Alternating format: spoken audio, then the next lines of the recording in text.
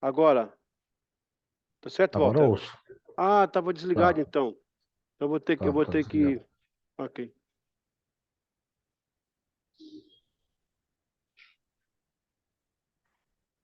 Sim, para quem ficou de alguém que foi embora. Simples. É. Gente, então, como eu estou dizendo, a gente abre a aula hoje com o pesar, né, da falta da irmã Cristina, que é nossa aluna aqui do seminário. O Senhor a quis levar. Então, a gente está enlutado hoje, mas transferindo nossos sentimentos à família, né, a todos. Ela que foi uma aluna muito assídua, eu lembro dela ainda no hospital, ligada no nosso seminário, né. Eu tenho aqui o registro, né, online, está aqui todas as aulas gravadas, e ela está lá firme participando, com o caderno lá na cama, né, e hoje ela se vai. Eu dei uma ideia, na formatura desse ano, toda formatura tem que ter um patrono, né, a gente tem paraninfo, orador, vai ser uma formatura normal, com beca, com tudo, bonito. E aí a minha sugestão como professor é que ela seja a nossa patrona desse grupo. Vai ler um relato, vai ler uma pequena biografia dela, a gente vai prestar essa homenagem, né. E o nome da turma vai ser Turma Cristina Vendrame, né, o nome da turma de formatura. E aí eu vou dar ao esposo, se ele estiver presente, o canudo dela, porque de nós todos agora ela está formada, né. Nós estamos aprendendo sobre a palavra da vida, ela está vendo agora, pessoalmente, a palavra da vida. Isso é muito lindo, né, isso é muito lindo. Bem-vindo, Mari, bem-vindo aí, Valdir, já está aí todo mundo aí. Walter também, Deus abençoe. Tem um chat aqui, deixa eu ver o que está acontecendo aqui. Está mudo. Ah, tá, agora está conectado. Então oremos, né? Oremos. Pai, nesse momento, como turma do STEP, a gente quer orar pela família do Wanderson, pelos filhos, pelos netos. E quem somos nós para perguntar o porquê, mas e sim o para quê? O Senhor tem um plano de todas as coisas, o Senhor salvou a tua serva, o Senhor a trouxe do mundo, o Senhor agora recebe em seus braços. E consola todos a família, Senhor, a tua igreja também, e possamos prosseguir até que chegue a nossa vez, estamos prontos para encontrar contigo. Essa turma te agradece pelo tempo que ela passou conosco, Senhor, pela inspiração que ela foi. Em nome de Jesus, amém. A gente está começando hoje a matéria, o Novo Testamento. Quem não tem apostila, está ali, ó, né? Mesmo que você não acertou, pode pegar lá, não tem problema não. Depois a Argentina vai conversar com você. E vamos abrir aqui então, já na primeira parte. Tem duas matérias que elas se entrelaçam, né?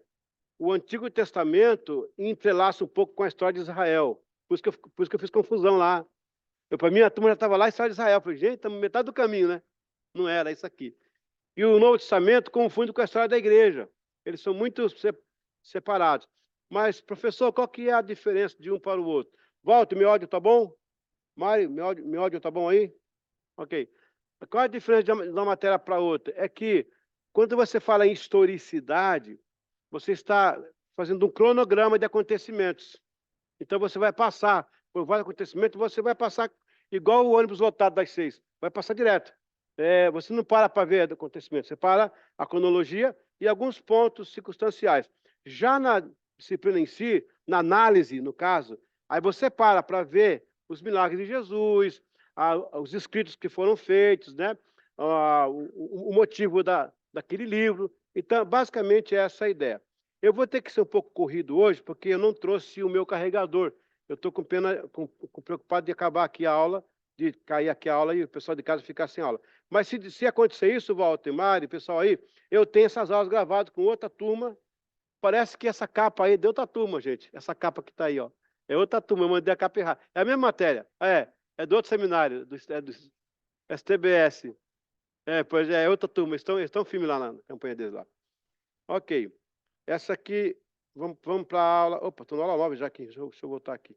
Aula 9? Não, não é aula 9, não. Pera aí. Aula. Eu abri aqui o arquivo errado. Deixa eu voltar aqui. Mas eu tenho que abrir aqui na pasta aqui para eles em casa. Cadê? Estava aqui. Ah, achei. Acho que é essa aqui, ó. Elas são muito parecidas. Ai, ai, ai. Vamos lá, apostila. Venha, apareça, aconteça. Acho que eu achei aqui agora. É ela mesmo. Graças a Deus. Pronto. Novo Testamento. Aula número 1. Vamos aqui, então. A estrutura do Novo Testamento, né? A gente pegou alguma coisa em... Oi, Sueli, paz. Quer pegar a apostila ali, ó? Por favor. Você não acompanha a aula. Nós pegamos um pouquinho disso aí quando a gente estudou bibliologia, né? Mas vamos passar por algumas coisas aqui ainda. Do âmbito mais panorâmico, o NT. O que é NT, pessoal? O que é NT? Aí, muito bem, rapaz. Você já mostrou que é, né? Eu também. Possui uma abrangência mais sistemática que o AT. O que é AT? Olha aí. Uma composição basicamente subdividida em historicidade e informação. Na primeira parte dos Evangelhos e Atos dos Apóstolos, com exceção das mensagens do conteúdo, são basicamente 5 livros dedicados a relatar fatos e eventos que permearam o ministério de Jesus. No caso aí são os Evangelhos, né, gente? Mateus, Marcos, Lucas e o Atos dos Apóstolos. Após os relatos dos Evangelhos, Atos dos Apóstolos, segue-se as cartas, que elas são divididas em cartas gerais e cartas pastorais. Muitas delas são epístolas, com assuntos fundamentais, as quais vão delinear a estrutura doutrinal da igreja, seu comportamento para atender o desafio de uma sociedade totalmente corrompida, moralmente, sem a verdade de Deus único e verdadeiro. Então, vamos lá. Nós temos 4 evangelhos e Atos dos Apóstolos, e historicidade. Temos as cartas gerais e pastorais. Aí nós temos a teologia, né? Aí você vai ter ainda o Apocalipse. E aí você vai tendo aí mais ou menos a ideia do que é o Novo Testamento. Nesse sentido, a luta dos santos do NT foi intensa, pois eles não possuíam nenhum tipo de preparo, a não ser o que Jesus deu nos 3 anos. E ainda assim, os apóstolos tinham uma longa jornada para repassar aos seus discípulos os conhecimentos e valores. Portanto, dessa maneira e por esse motivo, as cartas tiveram um papel fundamental para disseminar a estrutura do movimento. Na verdade, gente, começou com auricular, né? Eles ouviam e repassavam. Mas com a multiplicação das comunidades cristãs, tiveram que escrever algumas cartas. Eu achei, fui a Curitiba agora, no meu storage, vou trazer para cá, assim que a gente for lá buscar, eu achei a grade, vocês vão ver aqui, vou deixar vocês tocarem nela. Eu comprei em Pérgamo, lá na Turquia, onde Paulo escreveu as cartas, os apóstolos, né? A grade que eles colocavam o velos, né? Ou então o pergaminho, para escrever as cartas apostólicas. Eu tenho a grade. Vocês vão ver aqui. Vocês vão pegar nela, vão tirar foto com ela. Ela parece com isso aqui, ó. É bem parecido com isso aqui, ó. É uma grade, é um pedaço de madeira com os pregos. Eles enfiavam aqui ó, o pergaminho e escreviam as cartas. Eu tenho. Eu chorei quando eu vi aquilo, eu chorei. Por que chora, né? Não sei por que isso, né? Tá no coração a matéria, né? É muito, sabe? Eu vibro com isso aqui. Então a gente vai ver isso aqui, em nome de Jesus. Agora que essa parte que é muito importante, desafio de ser igreja. O movimento cristão aparece no cenário impactando a comunidade da época, com um efeito contrário a tudo que era feito para a sociedade, em termos de morais, valores familiares, conduta, adoração, divindade. Por quê, gente? Roma dizia assim, ó, mate a igreja, perdoe. Tá vendo? É muita coisa interessante aqui. O Deus de Roma era para ser venerado. O nosso serviu, né? Cristo fez servir. Tem um áudio aberto aí. Tem um áudio, tá escapando um áudio aqui. Aqui.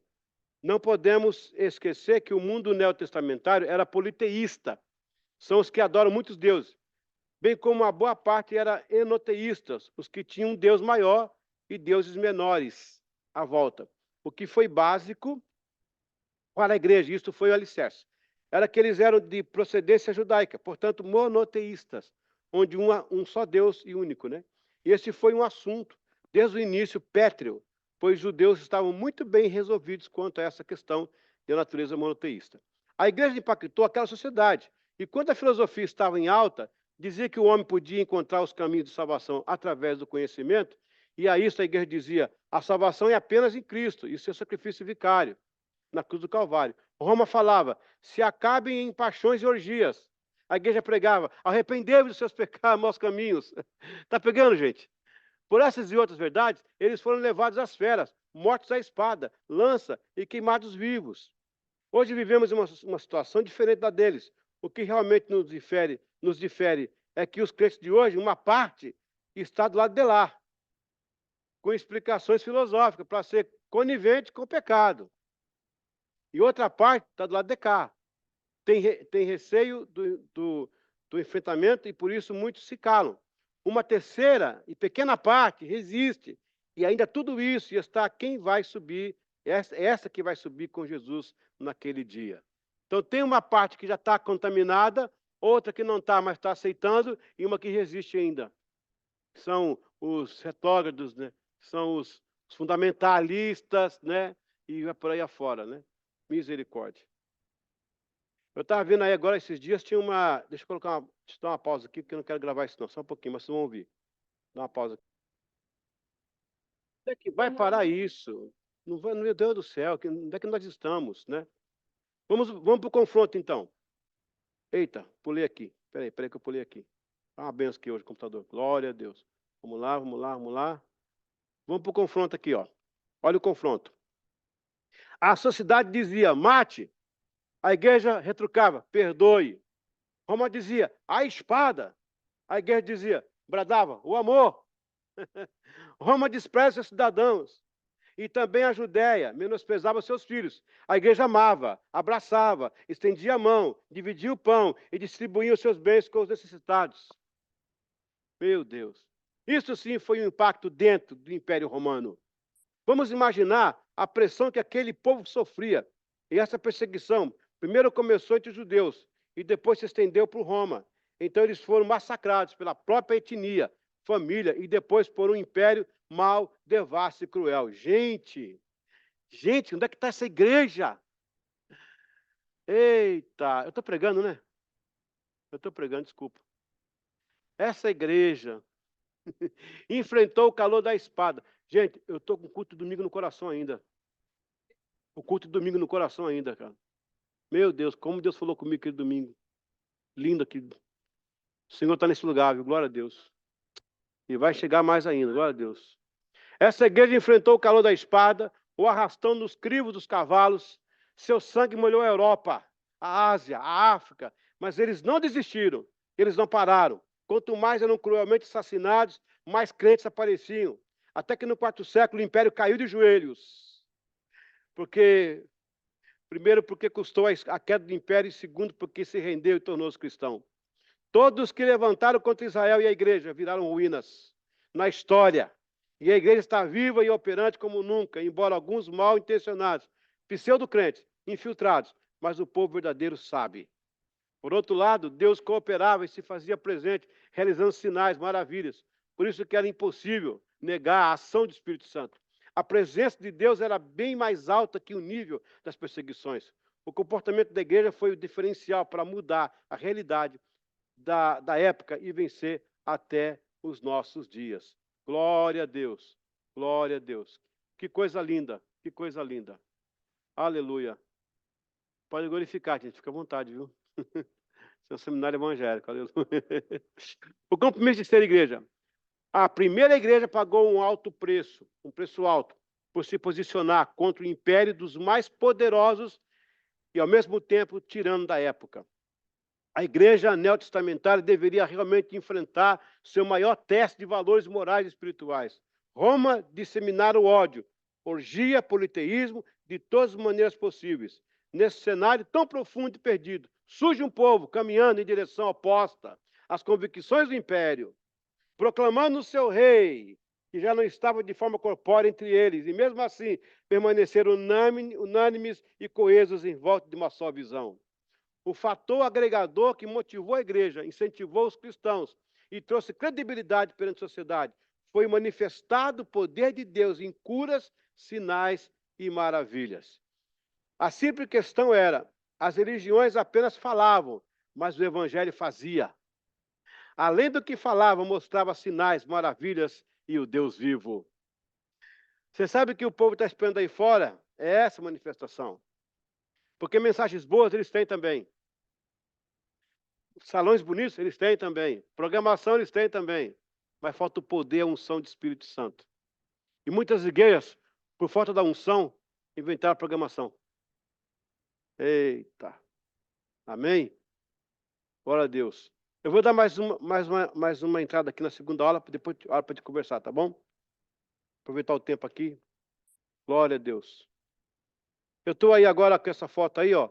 Eu estou aí na Cesareia Marítima.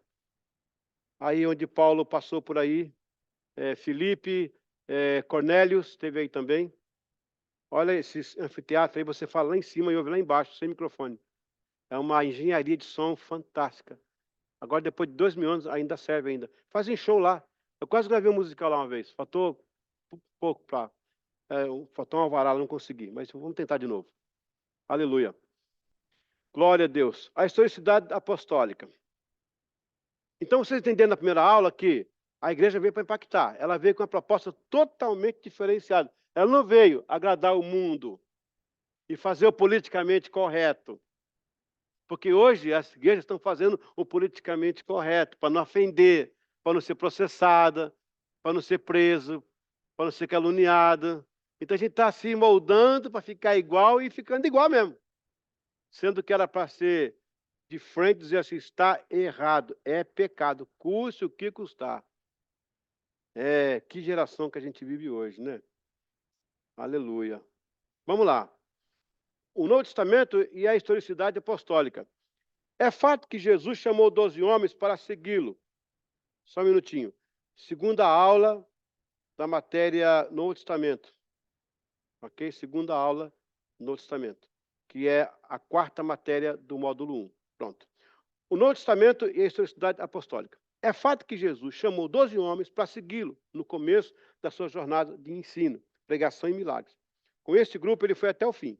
Esses 12 discípulos originais, exceto Judas, tornaram-se apóstolos ou fundamentos. Impressionante foi que Jesus não idealizou um supertime, ou algo tipo o que está em alta no mercado. Muito pelo contrário, eram pessoas simples. E por ser assim, eram aprendizes, pobres pescadores, trabalhadores comuns, que acreditavam no desafio de seguir um jovem carpinteiro. Meu Deus. Gente, como é que faz o Instagram hoje? Vou te dar aqui o segredo para montar uma equipe de ouro na cidade. Vou te dar 7 passos para você fazer o best time. Nada contra, mas ele escolheu os piores para dizer que é possível usar quem quer servir. Não importa quem você seja. Ei, Flávia? Sim, exatamente. Exatamente. Ele podia nos frustrar hoje, Flávio, dizer o seguinte, ó, eu não tenho condição porque ele escolheu os caras melhores da época, o top team, né? O dream team.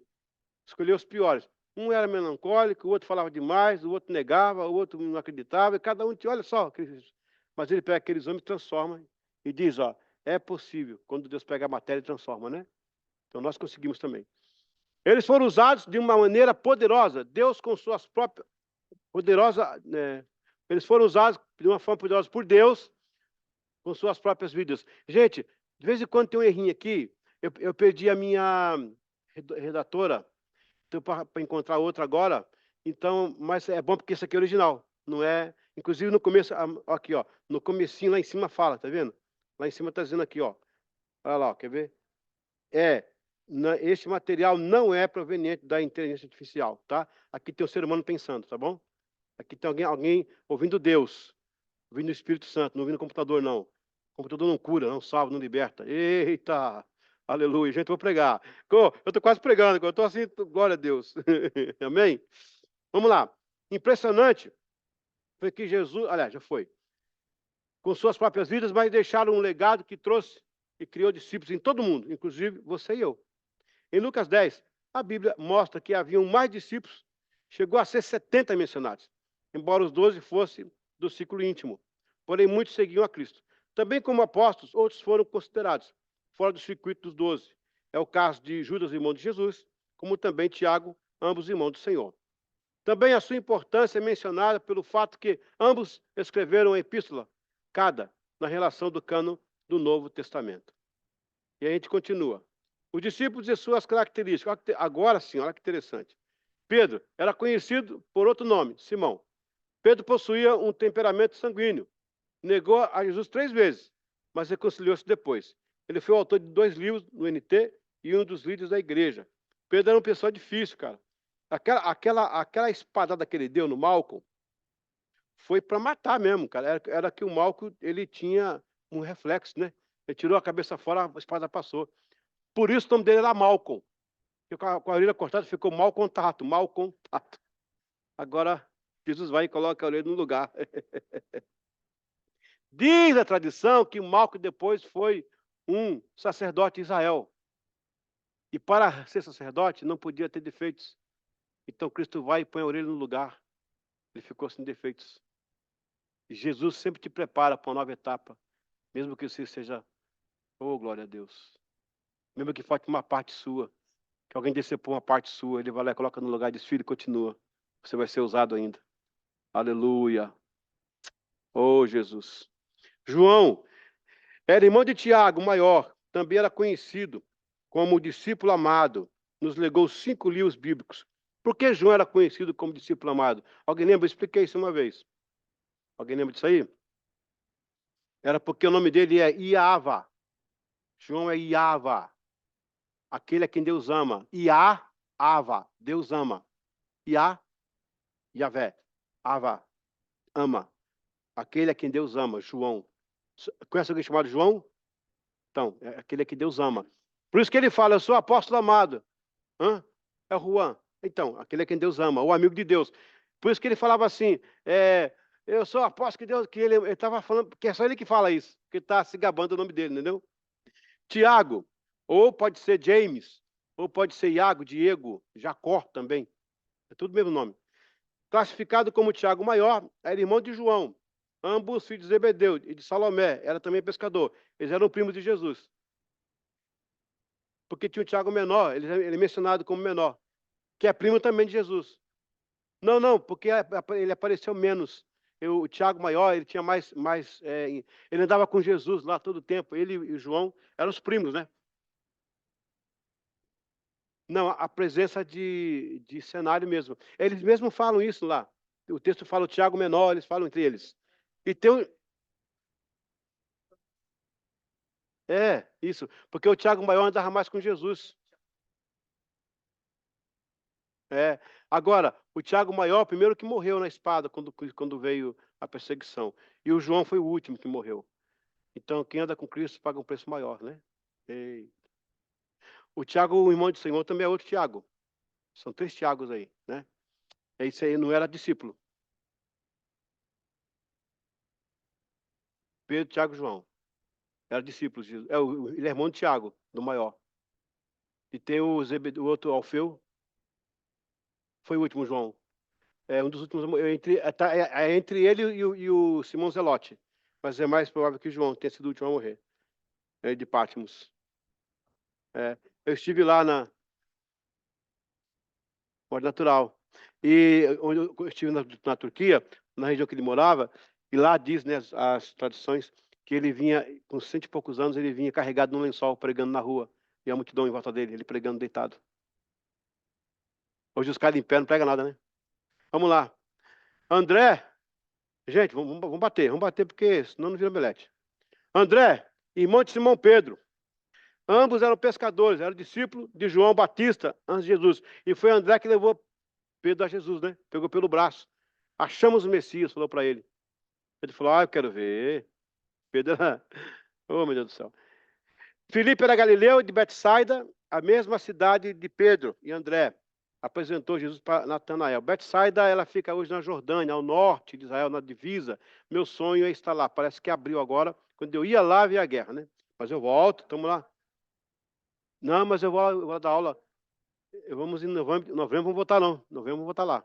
Eu estou com uma caravana dos Estados Unidos pronta já para ir. Filipe, era galileu de Betsaida, já falei, né? E Betsaida significa casa do peixe, pode anotar aí. Bet, casa, saida, peixe. Casa do peixe, isso é aramaico, tá? É como tilápia, tilapia, peixe do Pedro. Tilapia. Peixe, apia, Pedro. Peixe de Pedro. Quando você come tilápia, você está comendo peixe que o Senhor deu para eles lá na Galileia. Tá vendo? Estepe também é cultura. Bartolomeu, é Natanael também. Este era o seu nome próprio. Bartolomeu significava filho de Tomei. Tomai, né? É Ptolomeu, filho de Tomai. Muito bem. Tomé foi o discípulo que duvidou da ressurreição de Jesus, mas converteu-se a seguir e creu. Foi missionário proeminente na igreja primitiva. Parece que ele passou pela Índia. Agora, tem uma história de Tomé que eu escutei em Israel, que não escutei em outro lugar do mundo, que mudou completamente aí a história. A nossa ideia é que ele negou, não foi crente, né? Tal. Vamos lá. Lá em Israel tem uma história seguinte, que ele foi ao local, isso é tradição, não está na Bíblia. Ele guardou os pregos do corpo de Jesus na sacolinha, e ele dizia, eu não creio que não é possível. É como hoje eu sinto com relação à irmã Cristina agora. A ideia é muito fresca, para mim ela está ali ainda. Eu estava pensando que era uma fake news, daqui a pouco alguém vai desmentir que não foi verdade, que era outra Cristina. Parece que era difícil de acreditar que a ficha caiu, que ela faleceu. Era o caso de Tomé, eles dizem isso. Dizia assim, não creio, não, o meu Senhor não morreu não pode ter morrido não, que é isso? Ele é o Senhor do Senhor, Rei dos Reis, não pode, eu não creio nisso não. Aquela mãe que não quer crer que o filho morreu, que está indo ver o corpo, e fala, não é meu filho não, é outra pessoa, não é possível, meu filho morreu. Eu estava em Israel quando um casal, telefonema, o filho dele bateu a moto e morreu, um rapaz chamado Marcos. Eles chegaram lá no meu apartamento chorando os dois, pastor, temos que ir para o Brasil. O que foi? Nosso filho bateu. E a mulher falava assim, não é ele não, não morreu. Eu falei com ele de manhã, ontem de manhã eu falei com ele. Ele está vivo, eu falei com ele agora há pouco, de manhã, está falando com ele. Eu não acreditava que ele tinha morrido. Você pensou nisso? O pastor Gil deve explicar, um reverso psicológico, né? Não creio. A negação, obrigado, Gisele. Não pode ser, não é. Não pode ser verdade isso não, gente. É o caso do Tomé, dizem que foi isso, que era isso, né? Que ele não queria acreditar, disse que ele chorou muito e foi para um canto chorar perto dos nossos discípulos. Ele não queria acreditar naquilo. Amém. Mas o importante é que depois ele creu, né? E Deus fez a obra, ele tornou-se um grande pregador. Mateus era influente na sociedade, lidava com o comércio, também chamado de Levi, era um publicano, cobrava imposto antes de ser chamado. Escreveu obra importante, a biografia de Jesus, para os judeus, e apresentando-o como Messias. Publicano seria homem público, pois cuidava de cobrar impostos das pessoas. Ele era poliglota, né? Porque ele lidava com a alfândega, né? Como é que chama a alfândega, né? Que recebe os navios. Então, ele precisava falar o grego, que era o principal, mas ele falava latim, porque ele lidava ali com as pessoas, né? Mateus e Lucas, né? Eles são versados em poliglota, né? Tiago, filho de Alfeu. Pastor Pedro, obrigado aí. Valeu, hein? Pelo ar-condicionado, hein? Tiago, filho de Alfeu. Aí, ó, tá vendo, Dicélio? Depois do Tiago maior, irmão de João, vem esse de Alfeu, o Tiago menor. E além dele, há outro irmão de Jesus, Tiago, que escreveu uma epístola. Esse Tiago aqui menor, filho do Alfeu, ele também é primo de Jesus. Ele também é primo. Eu já passei por essa parte da família de Jesus, aqui. Nós vamos estudar essa parte da família, rapaz. Vai conhecer toda a família dele. A família inteira está no ministério, coisa linda. Simão Zelote. De modo como é chamado, Zelote fazia parte de uma das religiões partidárias. Foi um grande missionário na Bretanha. O Zelote seria hoje o extremo, né? Extremo esquerdo, extrema direita, era o extremo. Ele zelava, o Zelote, ele partia para cima. Ele morreu na Bretanha. Foi por ele que chegou lá também o evangelho na ilha, né? Judas Tadeu. Aí o Tadeu aí, ó. Filho de Alfeu. Aí, ele é irmão do Tiago menor, o Tadeu. Então, o Tiago menor e o Tadeu, e o Tiago maior e o João são primos também. A história conta que foi martirizado no ano 70 por sua fé em Cristo. Judas Iscariotes foi o discípulo que traiu Jesus por 30 moedas de prata. Com remorsos, os textos dão a entender que se suicidou. Gente, ele reclamou daquele vaso que custava 300 denários. Lembra quando quebraram o vaso de alabastro no pé de Jesus lá? Aí ele reclamou, né, que, poxa, é desperdício aí, ó, podia dar para os pobres, 300 denários no pé dele. Aí depois vende ele por 30 moedas. Quantos por cento? 10%.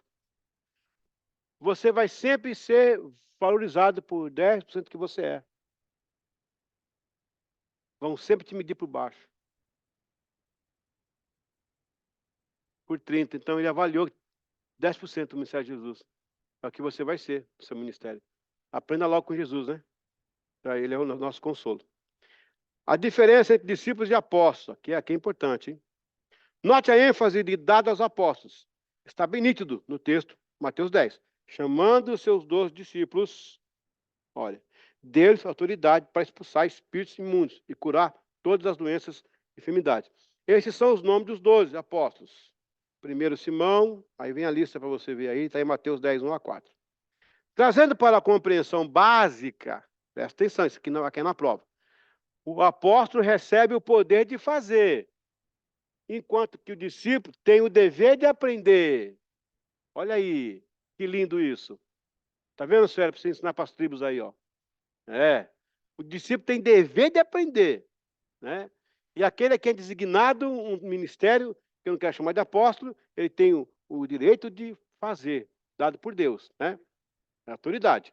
É uma definição bastante simples. O discípulo é um aprendiz, o apóstolo é o enviado. Pronto. Jesus se preparou, ensinou e treinou seus 12 discípulos.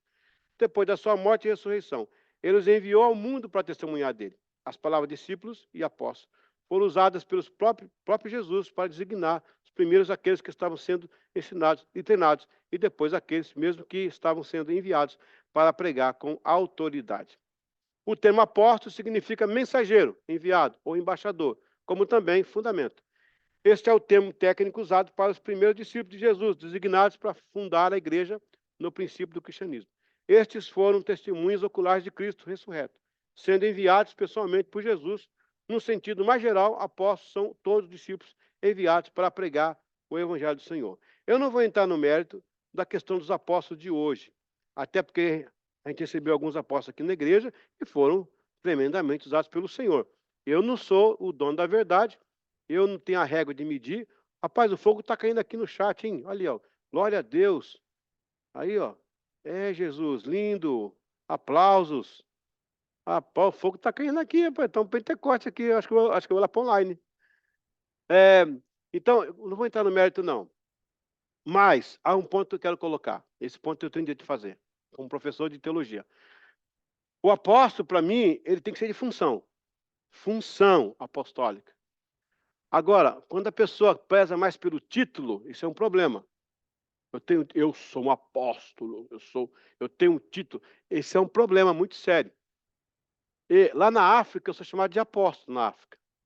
Tem lá os meus alunos aí na Mapula, eles querem que eu vou lá fazer a formatura. Eles chamam de apóstolo. Já falei, não sou apóstolo, pessoal. O senhor é assim, o senhor é apóstolo.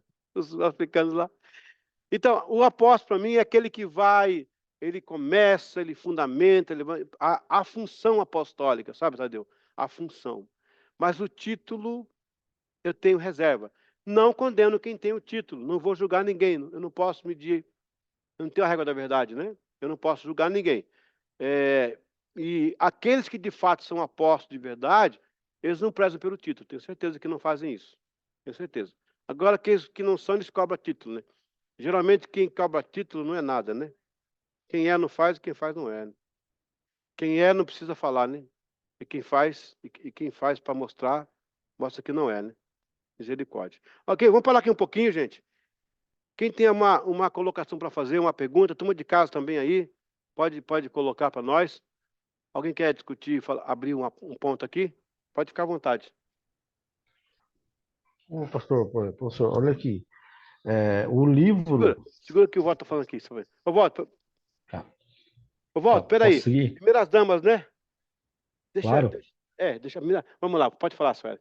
Obrigado, Walter. Ela está assistindo uma aula, não lembro direito.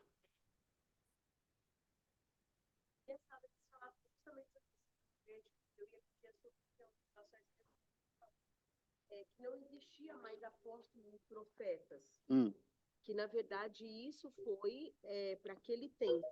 Os apóstolos que foram instituídos já foram, e os profetas também já foram. Vamos lá. Essa é uma questão ambígua. Ambígua até certo ponto paradoxo. Título de profeta, sim, teve no Antigo Testamento, termina em João. Hoje somos usados em profecias e podemos ser profetas usados por Deus. Eu não posso ter assim o título, né? Alguns têm o título aí. Inclusive na África é comum ter profeta tal, profeta tal. Bom, eles assumem o título. Mas a Bíblia não, ela diz em Efésios 4:11 que ele deu uns para, outros para. Mas ali é a função. Não está falando de título ali. Não, o nosso problema, Sueli, são os títulos. Eu sou o titular. Agora, Deus pode usar o Abreu ali, ó, numa função apostólica? Eu tenho. Fica tranquilo. Obrigado, pastor Pedro. Valeu, hein? Descansar um pouco agora, né? Jantar, né? Um bacalhau com natas. Tá bem? Então, esse que é o ponto. Trazer para mim o título. Eu não tenho isso. Eu não posso consagrar ninguém dessa forma hoje. Não está na Bíblia. O problema é que não está na Bíblia, né? Eu já perguntaram aqui, e o título de pastora? Então, é tudo uma questão de função. Porque, olha, veja, nós temos aí na Bíblia a Priscila e o Áquila. Quando vem a Priscila mencionada primeiro que o Áquila, ela é líder. E ela foi pastora lá em Éfeso. Nós temos também a Lídia, a Débora. São mulheres que despontaram no Antigo Testamento. A Débora também, a Débora que eu falo, a juíza também. Entendeu? Então, como função, cara, tudo vale, como função. Se põe os títulos, aí é uma coisa que não é. E eu respeito, chamo de pastor, de apóstolo, também respeito. A gente não pode também fechar uma coisa assim, talibã, xiita, dizer, não pode, não é e não pode. Não. A função existe. Deus pode. Por exemplo, muitas vezes eu pregando aqui, eu fui profeta. Fui profeta na vida de pessoas. Falei coisas que Deus. Que eu falei, gente, olha aí. Ali, momento de profecia. Não que eu tivesse o título para isso. Porque, ela vem, a questão do título é muito importante. Na Bíblia, quando você tinha um título, você era separado, cara. Você não podia ficar no meio, você era separado por lá e ficava lá só. Daí que vem a ideia dos conventos, dos monastérios, por causa disso. A roupa sacerdotal. Isso acabou com Cristo. Cristo abriu para todos. As funções sacerdotais apontavam para o Cordeiro. E era um grupo separado para que cultivasse Israel aquele momento sacro, até chegar Cristo. Cristo chega, ele resume nele o sacerdócio, ele abre o véu do templo e fala, a gente pode entrar agora, e vocês serão ministros, sacerdotes, reis, profetas. Eu vou usar vocês essa unção. E não como um título, né? Então tem que ver isso aí. Eu vejo... Opa, tem pergunta aqui. Eu vejo por esse lado aí. E o título de pastor, se o esposo não é. Então, aí é uma questão de você, é questão contextual. Biblicamente, eu não tenho ponto para explicar isso. É uma questão contextual. Eu conheço pastoras que estão muito usadas, os maridos são... Mas são... Eu conheço uma que não é crente. Que não é crente. Mas aí eu fico numa posição, eu não vou julgar. Eu não vou pecar, eu vou deixar Deus, está na mão de Deus, Deus sabe o que faz. Deus usou Ciro, Dario. Eu não queria chegar nesse ponto. Eu não quero considerar a pastora uma mula. Mas é uma coisa assim, é muito pessoal de Deus, sabe? Eu já fiquei muito nesse ponto de ficar com uma marteladora apontando e dando tiro. Eu não quero fazer mais isso. Aquilo que eu não entendo, eu falo, Senhor, é contigo. Agora, eu tento fazer mais ou menos aquilo que eu acho que tem que fazer. Eu tento fazer mais perto daquilo que eu acho que tem que fazer. Mas outros não. Então, tem coisas que realmente não dá para passar, né? Eu vejo aí umas igrejas que consagram as pessoas muito rápido, com Coca-Cola, né? Em vez de óleo. E ali é perigoso, porque a pessoa vem sem base, teologia rasa, tem experiência com Deus, é difícil. O próprio Paulo, quando se converteu, ele ficou 14 anos, cara, estudando. Foi para a Arábia. Está na Bíblia isso, gente. Isso não pode... Agora, esse negócio que o cara que se converteu está pulando ali, está pulando, tá cheio de Deus. Cheio de Deus não significa... Então, mas o pessoal confunde unção com discipulado, né? A gente está cheio do Espírito, mas os ossos do vovô. Os costumes estão aqui, tem que ser tratado, tem que ser discipulado. Segura um pouquinho que eu volto aí. Walter, pode falar. Desculpa. Ali, que fiquei em dúvida aqui, se o livro de Romanos, que nós temos na Bíblia, se ele tem relação com a Roma antiga, né? Porque o Cara, livro de Romanos, ele trata muito sobre a carne, né? Como está falando isso. ali, fala muito sobre aquele que se declina para a carne. Eu acho Idolatria. que a partir disso, idolatria, eu queria saber se há essa ligação. Sim, eu vou te perguntando se o livro de Romanos tem ligação com Roma. Completamente, Walter. O livro de Romanos, que havia uma igreja em Roma, certo? E essa igreja era influenciada por Roma. E Roma era muito forte em alguns aspectos. Por exemplo, a palavra lar, o meu lar do Senhor Jesus, eu tenho um lar. Lar é um Deus, é o Deus lar.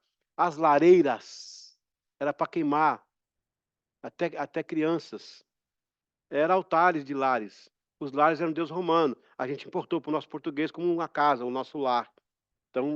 Então Roma tinha muita influência. Paulo fala sobre a idolatria para Roma, já prevendo que Roma seria a sede da idolatria mundial, né?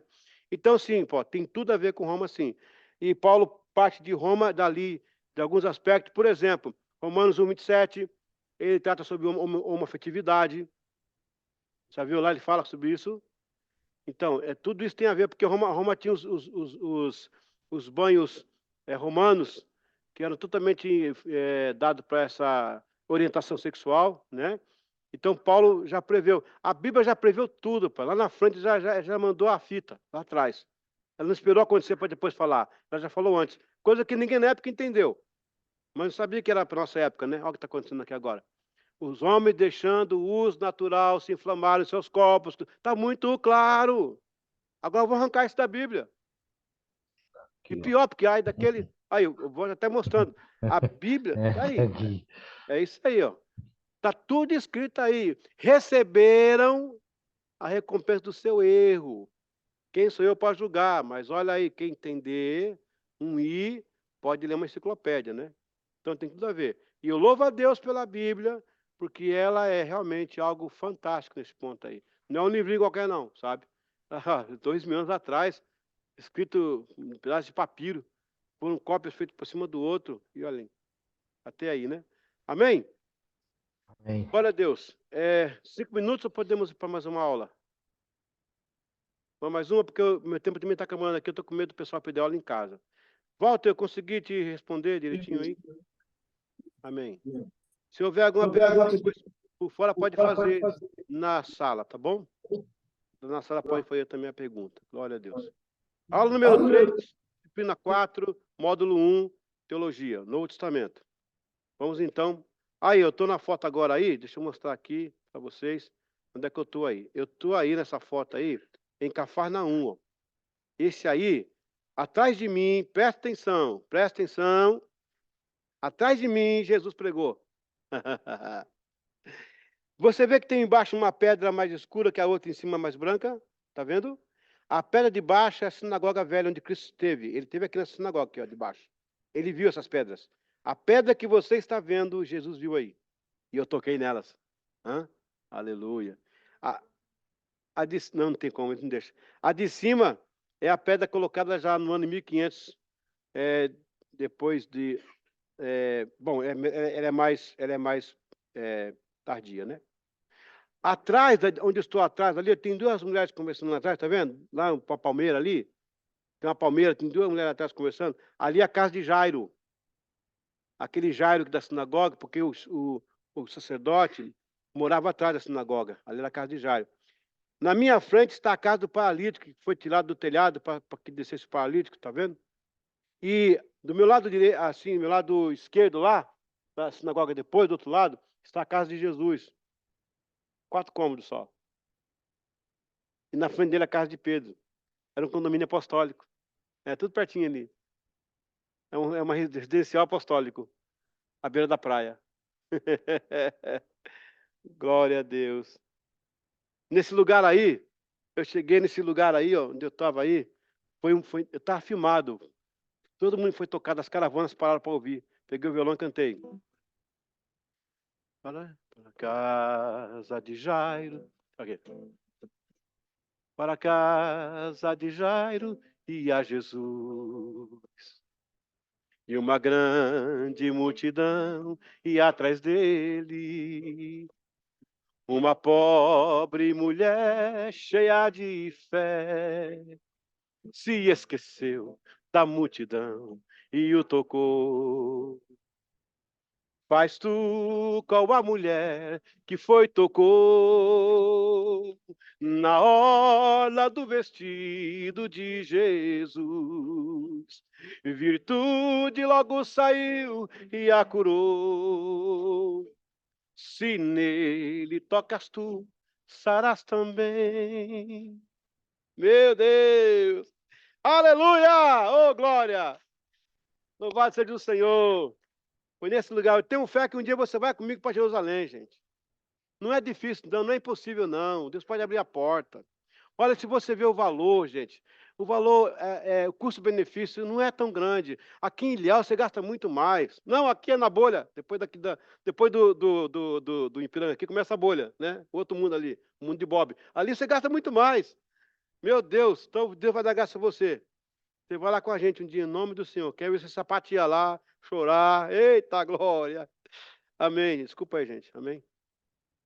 Para o professor crente é um problema. Vamos lá.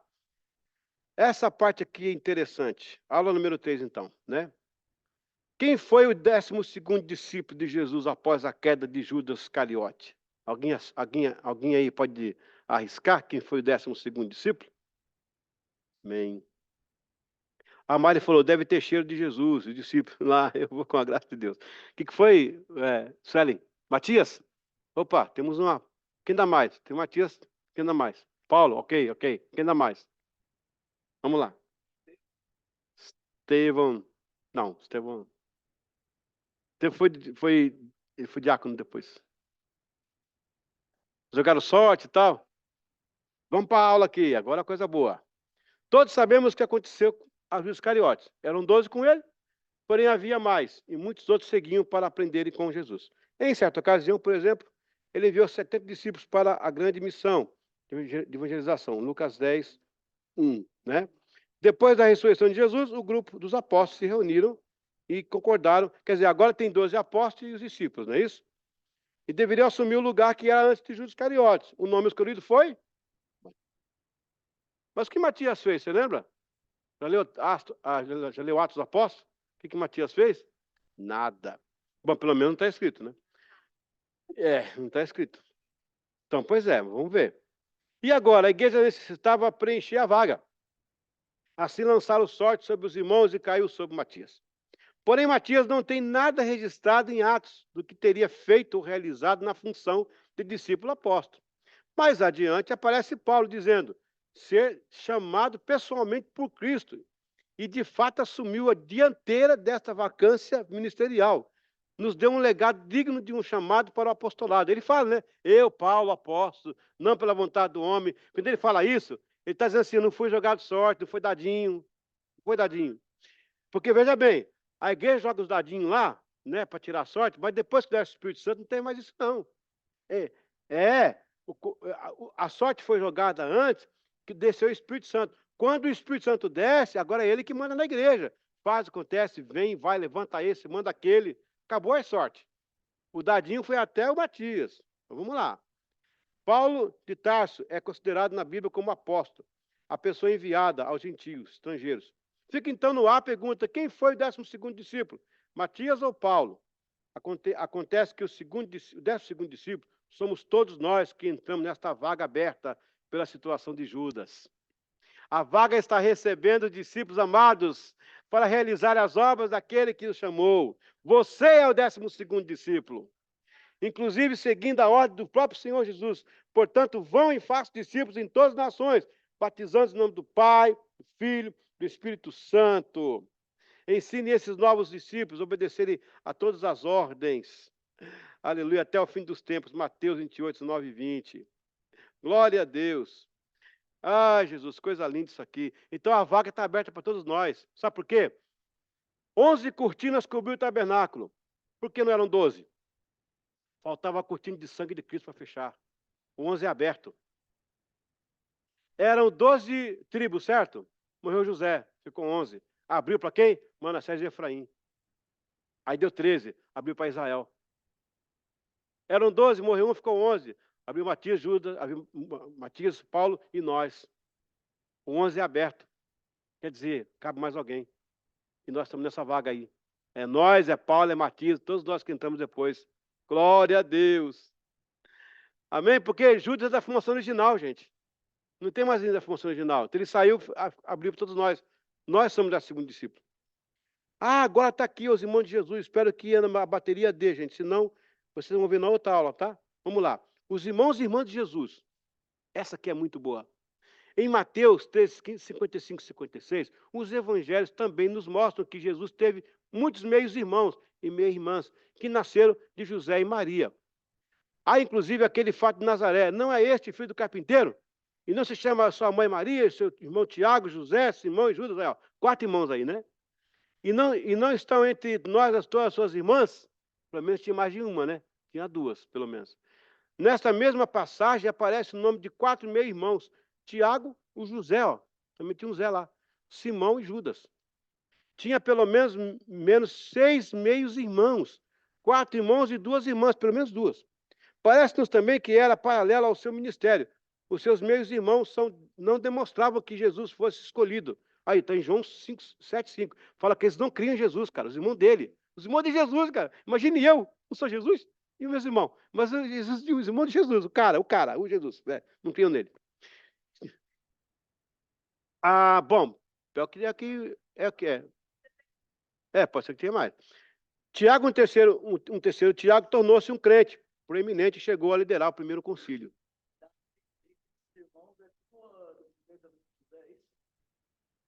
Mas esse primeiro casamento não é bíblico, né? Não está na Bíblia. É tradição.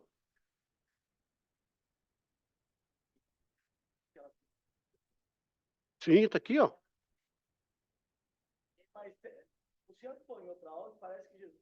Não, quem fala isso é o Rodrigo Silva. O Rodrigo Silva fala por aquela passagem. É.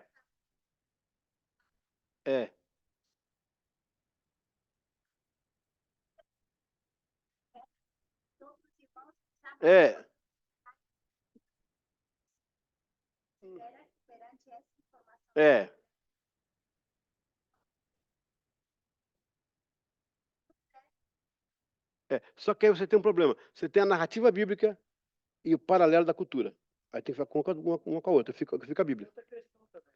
Eita. Interpretação, né? Porque ontem mesmo a gente teve uma aula aqui e ele fala que Jesus muda o linguajar falando quem são minhas irmãs, meus irmãos, porque ali Jesus já tinha sido batizado. A partir do momento que ele é batizado, ele sabe que quem é o pai dele verdadeiro é Deus.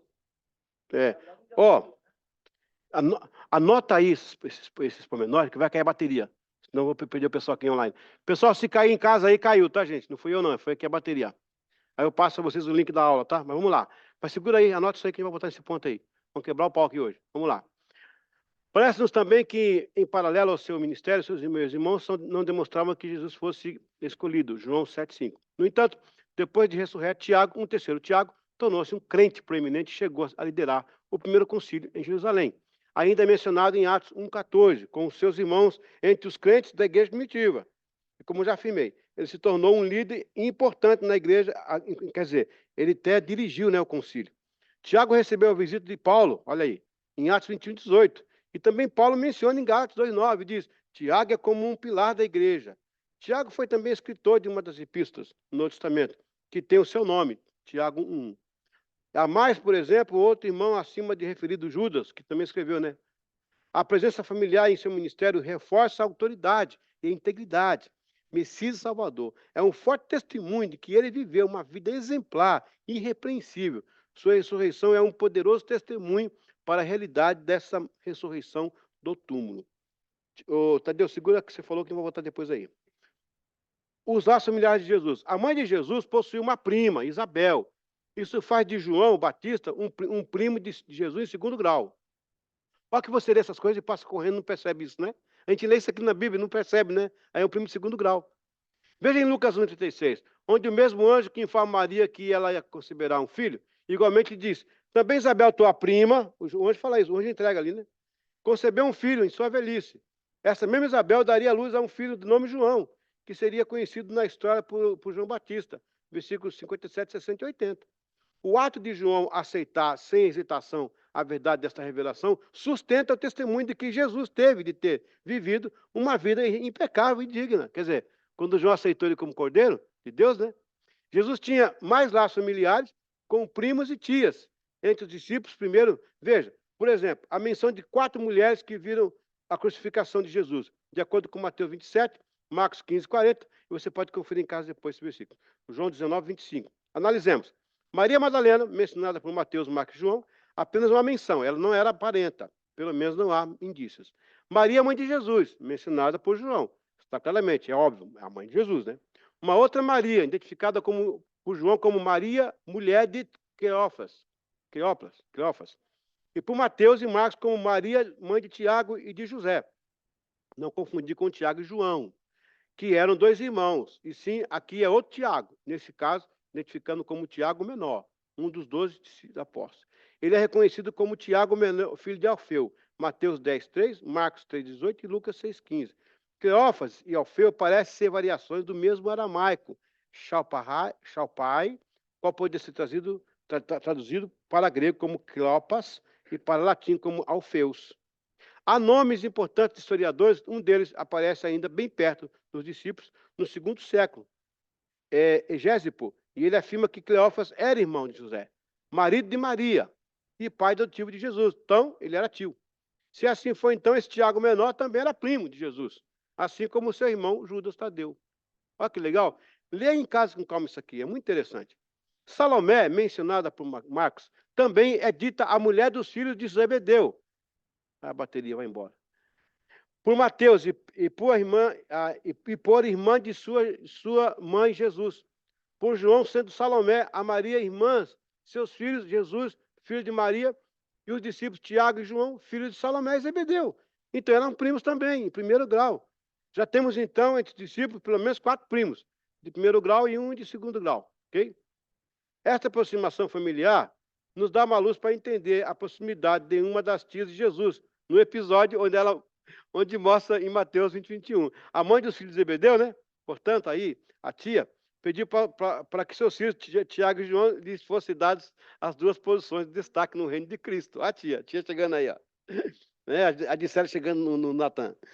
Essa interpretação pode ser vista como algo audaz, político e tal. Porém, percebamos que foi feito pela tia de Jesus, em nome dos seus 2 primos. E talvez seja por isso que Jesus não levou a cabo este pedido. Assim, sua vida, a situação, em sua resposta. A tia, né? Chegou perto lá e conversou com ele. E os Tiagos, e os Judas, e os Joãos? Vão aparecer muito mais nomes como esses dentro da historicidade do Novo Testamento. Porém, do ciclo íntimo de Jesus, vamos destacar esses 3, né? Tiago, Judas e João. Tiago, são 3 mencionados no Novo Testamento. E o filho de Zebedeu, denominado menor, que é o irmão do Tadeu. O filho de Alfeu e o irmão de Jesus. Veja, o irmão, né, o caso do Tiago. Tiago, filho de Zebedeu, este foi o que mais andou com Jesus. Foi o morto por Herodes, é irmão de João, né? Tiago, filho de Alfeu, que é irmão de Tadeu, só vem mencionado nas listas dos apóstolos. Fora disso, não é mencionado em nenhum outro lugar. Recebe o apelido de menor, em Marcos 15, aí, ó, Marcos 15:40. Está vendo? Está lá escrito lá. Assim, Marcos chamou, talvez se referindo não ser ele um dos 3, e ali um outro Tiago. E por não ter nada que tenha sido feito que destacasse daí a alcunha de menor. Tiago, irmão do Senhor, autor da epístola, líder tardio da igreja primitiva. Os 2 primeiros eram dos 12. E este último, posteriormente, converteu-se depois do ministério de Cristo, que era irmão dele. Nosso Senhor lhe apareceu em Coríntios 15:7. Judas são 3, também mencionados. Os Cariotes, que traiu Jesus. O Tadeu, primo de Jesus, né, irmão do lado do outro, né, do Tiago menor. Judas, irmão do Senhor, diz toda a epístola. João, são 3, no caso. No caso, agora João são 3. João Batista, pregador. João apóstolo, irmão de Tiago, primo de Jesus, do Evangelho de João e do Apocalipse. E João Marcos. João Marcos é aquele que saiu nu correndo, jogou os lençóis. Depois Paulo brigou com ele também. Paulo deu soltou ele lá. Mas conhecido como Marcos, que escreveu o Evangelho de Marcos e foi obreiro de Paulo. Bom, aí está a família de Jesus. Bom, não caiu aqui a linha, a gente conseguiu ver. Você vê quanta gente tem na família dele? A gente passa nesses textos correndo, não lê, não presta atenção. Aí, ó, tia, tio, prima, todo mundo. Mas não tinha cunhado, né? E não tinha sogra. Alguém está perguntando aqui, deixa eu ver. Matias, aleluia. Opa, glória a Deus. Amém. Então, Tadeu, voltando aí na sua palavra. Ok. O Tiago Silva, eu respeito ele, tiro o chapéu e tiro o sapato. Ele é muito bom. Mas ele é muito coerente, né? Não creio que ele tenha falado isso como verdade fechada. você pode analisar a Bíblia por dois aspectos, né? Um aspecto cultural, histórico-cultural social, e o aspecto bíblico ortodoxo. Então, a coisa que a Bíblia fala, falou. A coisa que você acopla com a informação. Então, aí tem que saber, no caso das informações, a veracidade de onde está vindo, a fonte, se realmente concilia. Se não... Então, assim, aí tem aquele monte de coisa aqui, Jesus não era um primogênito, mas só que ele rompeu a madre. Aí tudo bem, ele é primogênito. Mas diz que José veio casado, viúvo, de outro casamento. Bom, não está ali na escrito. Então, a gente tem que ficar assim. De onde vem a fonte, a gente usa como... A gente não pode afirmar, né? Dizer que foi isso, né? Foi isso. Até porque são 2000 anos, né? Quanta informação. Eu não sei coisa do meu bisavô, tem coisa que não sei da família. Minha mãe sabe um bocado de coisa que ela falou esse dia. Eu falei, gente, como é que pode, mãe? A gente escondeu as coisas aqui. Você vê? Agora, o que nós não sabemos, né? Então, assim, tem que ter muito cuidado, porque hoje na internet, e em muitas igrejas, tem muita gente afirmando as coisas como verdade pétrea, e batendo assim, né? Aí, só que você tem que analisar o nível de coerência, a interpretação. Nós vamos ter uma matéria chamada exegese, tem interpretação imediata, remota, analítica, são interpretações. Quando eu prego aqui, em qualquer lugar, eu tenho muito cuidado do que eu falo, porque eu preciso de detalhes mais convincentes. Agora, quando é bíblico, eu deito e rolo. Quando é bíblico, sim. Aparentemente, dá um ar de menosprezo, mas não é. Né? Que ele fala, quem são meus irmãos, aqueles que me seguem. Só que, no caso, ele fala isso depois que no batismo, Deus afirma, esse é meu filho amado, quem dá prazer. Então, ali ele já está mencionando algo como ele é filho de Deus, não como ele... Então, aí você fez uma interpretação investigativa. A investigativa, ele não queria se caracterizar como irmão e filho de alguém, porque ele sabia que depois ia idolatrar. Lá na cruz ele fala para João, olha a tua mãe. Mulher, eis aí teu filho. Por que não falou mãe? Eu não chamo ela de mãe em nenhum momento. Lá na Caná da Galileia, na festa, ele fala, mulher, o que eu tenho a ver contigo? Não, o que tenho contigo não é chegada a minha hora. Aqui cabe interpretação remota, investigativa. Vamos numa remota. Na cultura, aí vem a cultura. Quando acabava a festa, quem ia embora para casa, e é um costume até brasileiro, os pais chamam os filhos para ir. O filho não pode falar, pai, vem embora. Não, não pode. O pai te chama, filho, vamos embora. Não sei se na Argentina também é assim. Os antigos eram assim. Quando era pequeno era assim. A gente só ia embora depois que o pai mandava ir embora. E se o pai quisesse ir embora no começo da festa, tinha que obedecer o pai. Então, quando acaba o vinho, na tradição, é uma interpretação remota. Quando acaba o vinho, diz assim, gente, acabou a festa, pode ir embora. Ninguém fala assim, gente, acabou a festa. Não, o vinho acabou, é um sinal que acabou a festa. Então se toca, se mancou, vamos embora. Maria chega, filho, acabou o vinho. Ele fala, não é chegada a minha hora. Aí vem a interpretação imediata, que seria o seguinte. Aí Jesus está falando o seguinte, ele não foi deselegante com ela. Eu sei que o vinho acabou, mas eu não saio antes de arrumar uma situação que eu estou para arrumar. Aí já é uma interpretação espiritual. Eu não vou deixar essa casa se eu posso transformar a água. Eu não saio de um lugar até que eu faça o que eu tenho que fazer. Tá pegando? Olha, aí, você tá até um glória a Deus agora, não é? Eu não vou deixar o ambiente sem transformar a água primeiro. Eu não posso deixar um lugar. Ele nunca deixou um lugar sem fazer... Eita! Me mostre uma pessoa que ele passou, o cego chegava, via, o coxo andava, o morto levantava, onde ele chegava, ele arrumava. Ele até foi interpelado por um cego em Jericó. Jericó era cidade comercial, porque não era sagrada. Então passavam os vasos helenistas lá, as tapeçarias da Pérsia, e aquela bagunça, era uma feira, era um feirão, era um camelódromo da época. Ele ouve alguém falar, filho de Davi, o cego estava lá, o cego não sabia onde é que ele estava, o cego viu um barulho, e todo dia tinha barulho. E o cego fala, gente, que barulho é esse? Quem é esse cego? Aqui tem barulho o dia inteiro. Não, esse não. Eita, me arrepia. Esse é de glória a Deus, aleluia, eu fui curado. É ele. Esse barulho não é diferente, é ele. É o Nazareno que está passando aqui, não é? Nazareno, filho de Davi. Ele começou a gritar. Aí o Senhor para, fala, alguém está gritando. Chama esse cego aí. Ele parou para atender no barulho alguém que estava gritando lá dentro. Jesus jamais deixa um local sem antes fazer o que ele tem que fazer. Ele fala, Maria, você é minha mãe, tem que obedecer os costumes de deixar o local quando o pai manda, mas eu não saio. A minha hora não é chegar de sair. A minha hora é depois que eu faço o milagre. Aí eu saio. Por isso que às vezes ele atrasa.